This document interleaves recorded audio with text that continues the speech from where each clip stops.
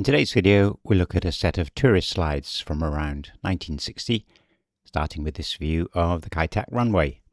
And you might imagine it was taken from a plane coming into land, but if this was the pilot's view, he'd be heading for a dip in the sea here. So instead of a view from a plane's cockpit, we're looking out from the top of a small hill that got the nickname Checkerboard Hill from the pattern painted on one of its sides. Now perhaps this tourist was wealthy enough to have arrived by plane, as I can't think why else they'd be interested, as this area wasn't really a popular spot with the tourists. Down at the left, for example, is the edge of the Chinese Christian cemetery, still there today, and it's overlooking Junction Road, running along here. The cemetery already over 50 years old when this photo was taken. The buildings here on the right, though, they're much younger.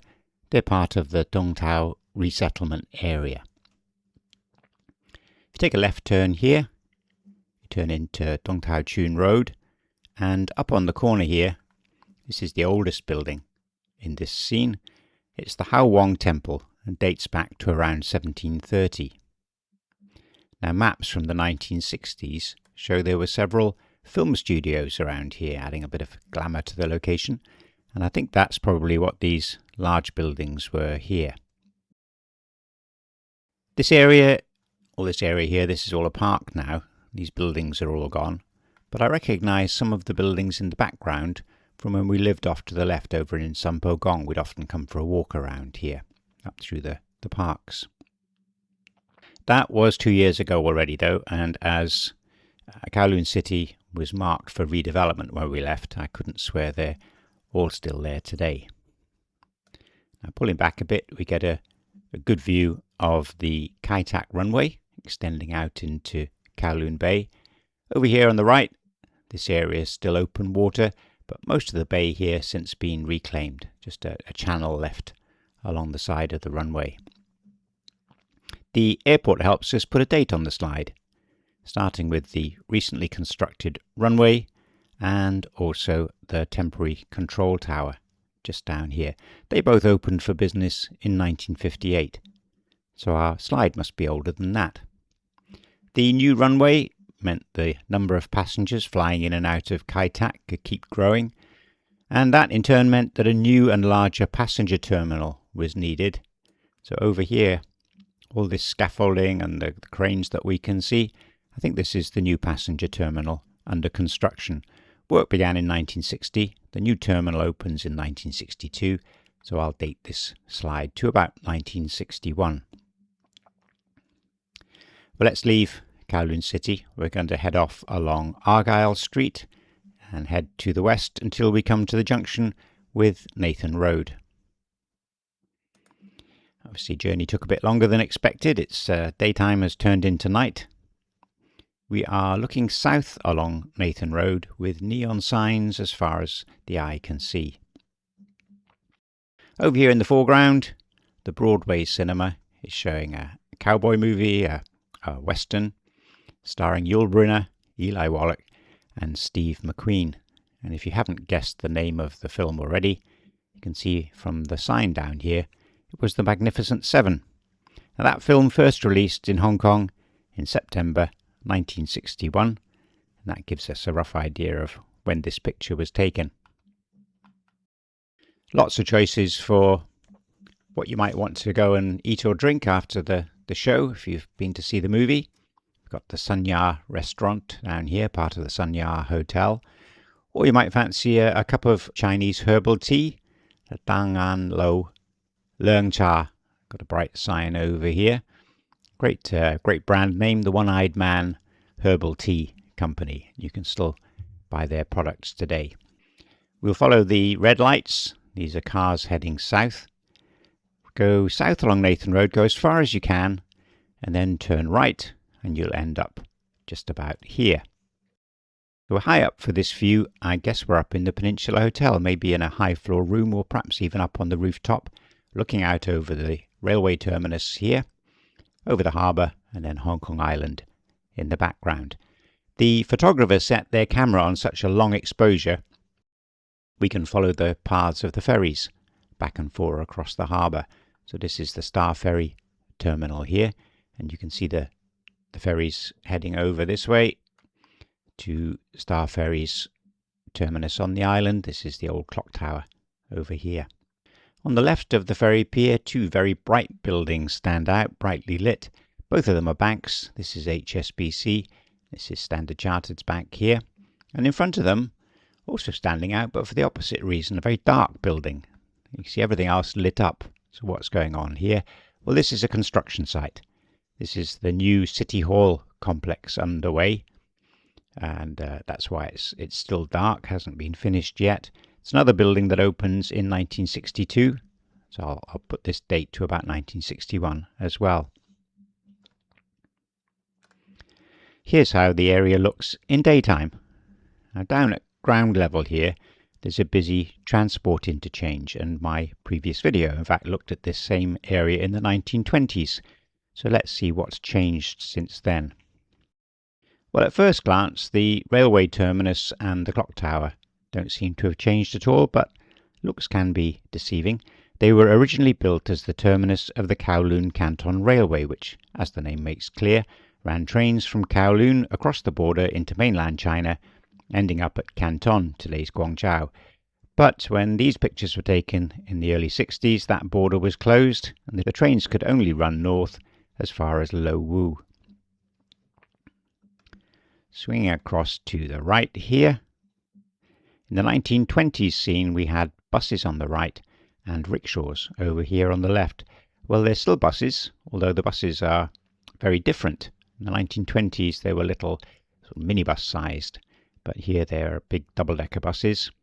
And no sign of the rickshaws. Instead we've got this line of very colourful cars here, and the colours are the liveries of the different taxi companies of the day. So that's how you could tell the different taxi companies apart.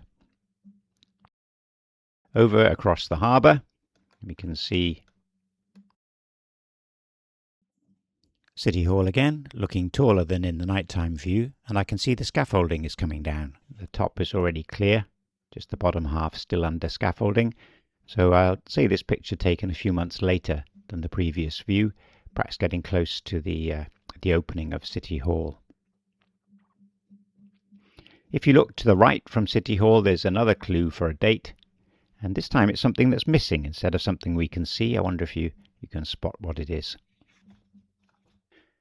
So over here on the western side of Statue Square, there were two quite similar looking buildings, Prince's Building and Queen's Building. And one way to tell them apart is that the Queen's Building had a tower in the centre of its front. We can't see that here. So Queen's Building recently been demolished. There's just a big empty space here. And this is where the new Mandarin Hotel will be built. That'll open in 1963. Now before we leave Tsim Sha Tsui, I said there are no rickshaws to be seen, but they haven't vanished completely. There was a rickshaw rank over in front of this building. It's where Star House stands today. So the rickshaws were still around, but really by this time they're a dying breed. You can see there's not a lot of business underway. Just taking a nap here, very quiet time to be a rickshaw puller.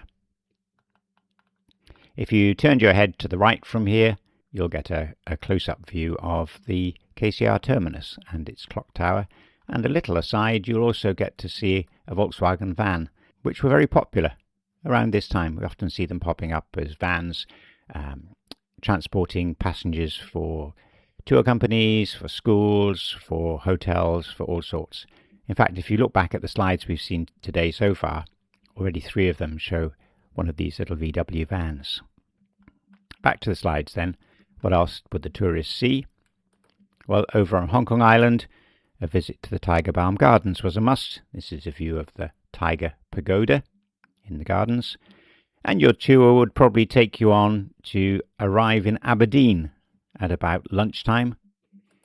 And that was just in time for a short trip across the Aberdeen harbour, just across here to one of the floating restaurants. And if the advertising has done its job, maybe a cool glass of Coca-Cola or 7-Up. Now, apart from the lunch, the tourists were also fascinated by the large numbers of people living on the boats here in the harbour. Much of the harbour has since been reclaimed and most of the people have since been rehoused, but back in the 60s there were still a large number of people living afloat here. Now today, I think tourists probably skip the harbour altogether. They're heading out to Brick Hill over here instead, and Ocean Park. Ocean Park won't appear until the 1970s though. So in the early 60s, this was a new site up here. It was a training school for the brand new Hawker Control Force. And that in turn was built on the site of an old British Army camp, which was built on the site of an old British anti-aircraft battery. That was first built here just before the war and used after the war as well by the British Armed Forces.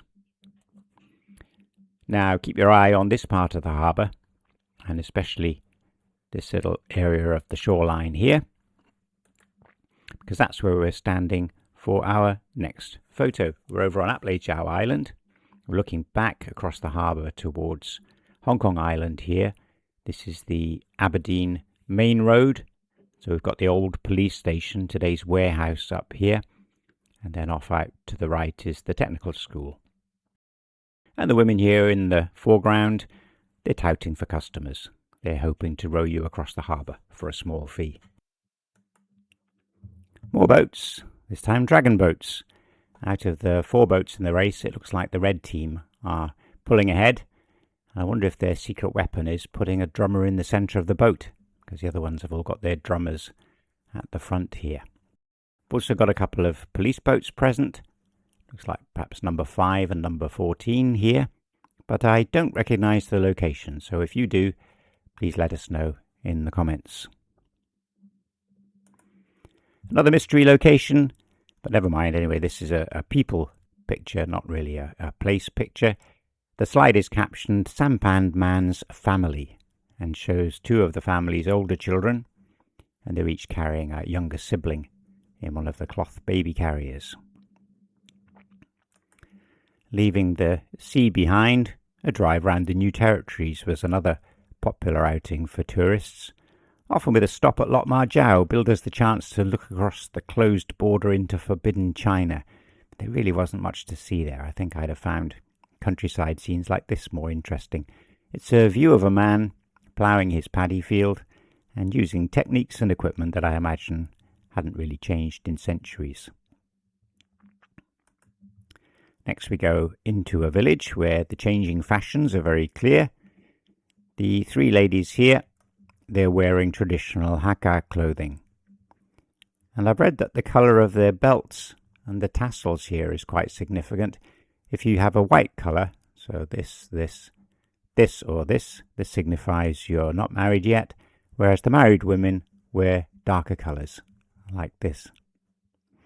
The cool kids on the left aren't having any of that. They're up to date with the latest fashions, but not quite as up to date as this. A mix of Eastern and Western styles here, on a slide with no caption, just a number 15. Was she a film star or a music star of the day, and where was the picture taken? I can see it's clearly a swimming pool in the background here, but I don't recognise where. There's a building marked 1920 over here. That perhaps is a clue. You can see it's got a name on the front, but not very clear to make out the Chinese characters. Anyway, again, if you recognise the lady or the location, then please do let us know. Back to an easy one. There's a glimpse of Kai Tak's runway off in the distance over here. Coming down to the end of Tsim Sha Tsui, we've got the Peninsula Hotel where we were looking out over the clock tower and the Star Ferry terminal. You can see a couple of the ferries heading across here. Here on Hong Kong Island, the seafront is undergoing some major changes. The area on the right here, this all used to be part of the large Royal Naval Dockyard, and this area here was the site of its dry dock. The dockyard closed in 1959, and we can see they haven't wasted any time in filling it all in. There's no sign of it now at all. Now next to the dockyard, and also overlooking the cricket pitch, this building was home to Butterfield and Swire's office. We know the building was demolished during the summer of 1960. We can see it's about halfway gone here, so that gives us a date for this scene. Now it means we're about a year earlier than the previous views of Central, And so the construction of City Hall is at an earlier stage, and over here Queen's Building with its tower at the front is still standing.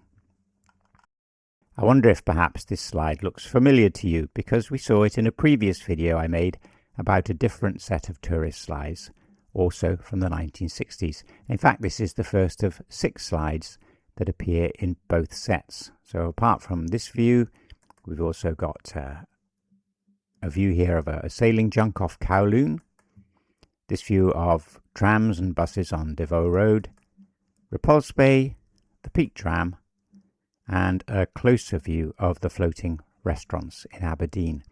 If you'd like to know more about those scenes, I'll put a link to that earlier video at the end of this one. Finally, a big thank you to Pat and Chris Lally, who very kindly gave me this box of slides when we met at my talk in London earlier this year. Chris says they found them in a charity shop in Seaford in East Sussex, so that was a good find. Anyway, that about wraps up this video.